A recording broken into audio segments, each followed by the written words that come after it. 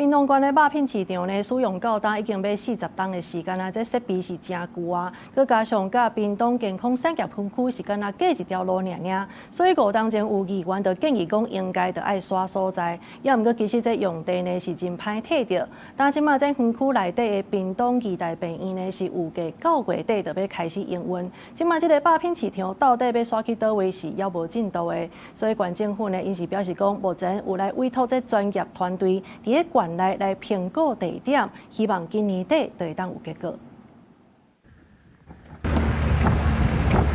堆高機載房仔無用的時間，工地人員趕進度。屏東醫大病院要起好啊，29月底就要啟用。這個所在嘛是未來屏東健康產業園區的範圍。不過外界認為，醫療園區邊仔就是肉品市場，敢若無介理想。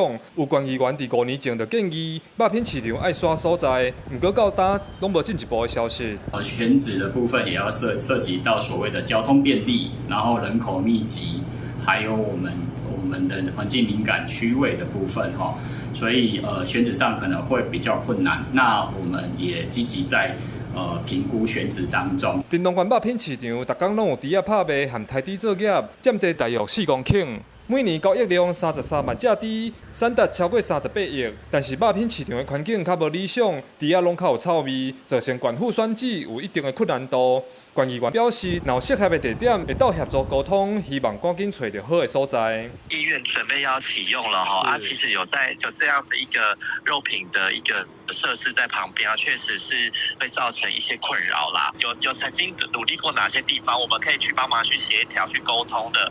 那我希望縣政府這邊還是可以再來努力一下。面對醫大病院特別啟用，肉品市場跋筀一直無法度定案。屏東縣政府表示，今年4月已經委託專業團隊佇縣內繼續評估適合的地點，希望今年底進前完成選址作業。記者柯明哲，屏東報道。